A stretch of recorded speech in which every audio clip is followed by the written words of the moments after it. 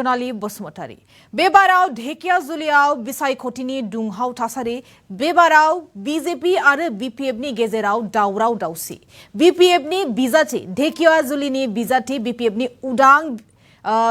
जानानै ओंखारदों उदां इंडिपेंडेंट कैंडिडेट जानानै ओंखारदों अनसुमा बसुमतारिया बेबाराव आरो बेखौ लानानै अनसुमा बसुमतारिया मोनसे अजद दैखांदों जेराव बीजेपीनि गुन्डाफोरा एबा बीजेपीनि मेम्बारफोरा फैनानै हुमखि होफैदों बेनि अजद मोनसे दैखांदों बे समाव ब्रेकिं निउज मोनसे ढेकियाजुलि बियाबाव बिसायख'थिनि दुंहाव थासारि बाटासिपुर एफआरसी ओनसोलाव दावराव दावसि बीपीएफनिफ्राय टिकेट होयैनि थाखाय अनसुमा बसुमतारिया उदां बिजाथि महरै बिसायख'थि बादायदों बीजेपीनि दुथांफोरा हेंथा होदों अनसुमा बसुमतारिखौ बिजाथि अनसुमा बसुमतारिखौ हुमखि बीजेपीनि दुथांफोरा हेंथा होदों अजदल' नङा बेनि मोनसे भिडिअबो भाइरेल जागासिनो ढेकियाजुलि बियाबाव बिसायख'थिनि दुंहाव थासारि मैया मोनाबिलि समाव बाटासिपुर एफआरसी ओनसोलाव गावजों गाव दावराव दावसि सोमजिदों बीपीएफ दलनिफ्राय टिकेट होयैनि थाखाय अनसुमा बसुमतारिया 65 नं ढेकियाजुलि बियाबाव उदां बिजाथि महरै बिसायख'थि बादायनायखौ बीजेपीनि माखासे दुथांफोरा हेंथा होदों मानोना बीपीएफ आरो बीजेपीआ एनडीएजों हानजा जुथेनाय बे भिडिअआनो जादों भाइरेल फुटेज जेराव बीपीएफ दलनिफ्राय टिकेट होयैनि थाखाय अनसुमा बसुमतारिया जाय उदां बिजाथि महरै बिसायख'थि बादायनो नाजादों बे समाव बीजेपीनि माखासे दुथांफोरा हेंथा होदों होनना मिन्थिनो मोननाय जादों मानोना बीपीएफ आरो बीजेपीआ एनडीएजों हानजा जुथेनाय बेनिखायनो बीजेपीनि मावथिफोरा अनसुमा बसुमतारिखौ बीपीएफआवनो था होनना हुमखि होनायनि अजद होनना मिन्थिनो मोनदों आरो बे जाथायनिनो फिनजाथाय होदों 65 नं ढेकियाजुलि बियाबनि उदां बिजाथि अनसुमा बसुमतारिया बे समाव बे भाइरेल भिडिअखौ नायगोन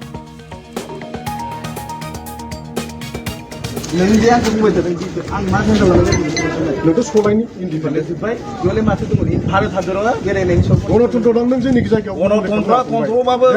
साबि बेयाव दलं फैदों बीजेपीनि थाखाय फैदों बाव कारेन्ट फैदों बीजेपीनि थाखाय फैदों बाव सेंग्रेबेल लामा जादों बीजेपीनि थाखाय जादों आबैयाव खैथा हस्पिटाल गायदों बेयाव खैथा गायदों गासैबो बीजेपीनि थाखाय जादों दे बुं नों मा होफैनो हादों आरो नों मा दायो नोंजों खोथाखौ बुंबाय दिनै जानानै फै मोजाङै फिल्डआव ओंखारनानै खामानि माव नोंसिनि गासिबो दादाबाय जिरायजोब्बाय मा जोबाखै बीपीएफआनो जों गिदिंगासिनो दङ दा बज' बे लाइनसआव एनडिए सरकार नों मानो बिदि गुबुंले खालामबाय थाखो नोंनो फैसा नांगौ जों माबा मोनसे खरस जादों जों दिहुननो हागोन फंबाय मिथिबाय बिदि खालामनाङा जों दुखु मोनो मिथिबाय ना दुखु मोनो बे ओनसोलाव बेसेबां मानसिफ्रा अरुनदय मोनाखै नों मिथिगौ दिनै नों गुबुंले खालामबाय थादों नों मा होफैनो हादों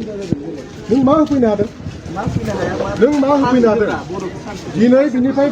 मानो नों आरो बे जाथायनिनो फिनजाथाय होदों 65 नं ढेकियाजुलि बियाबनि उदां बिजाथि अनसुमा बसुमतारिया भारत हादरा मोनसे सुबुं मोनथाय हादर बयबो बिसायख'थियाव बाहागो लानानै समानै बिसायख'थि गेलेनायनि मोनथाय दं होनना बिबुंथि अनसुमा बसुमतारिनि दानि मुगायाव हुमखिजों सोलिया बिथांमोनाबो हुमखि होनो हायोब्ला बयबो होनो हायो होनना बुंथियो आरो अशोक सिंघालनि भट साबाल' दं होनना बुंबाय अनसुमा बसुमतारिया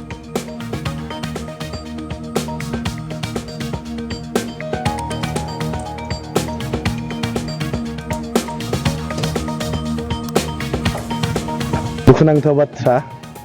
जों हारिया मालाथो खौसेथि जागोनलै गावजों गाव एना एनिब्ला दिनै जोंफोरबायदि लाइमोना ओंखारबा सोर दैदेनगोन हारिखौ दिनै गावजों गाव बिदा फंबाय एना एनिनि गेजेराव मैया जों गामि गामि बेरायब्ला केम्पेनिं खालामो मोनानि 6:40 बाजियाव 6:40-45 बाजियाव सानै मानसि बीजेपीनि अशोक सिंघाल बिथांनि गुन्दा बाहिनी नांसिगोन जिहेतु दादागिरि बे दादागिरिजों दानि जुगाव सोलिया दायो 5Gनि जुग जोंजों नांनो ओंखारदों मैया गारि सावलायनायनि खोथा बुंदों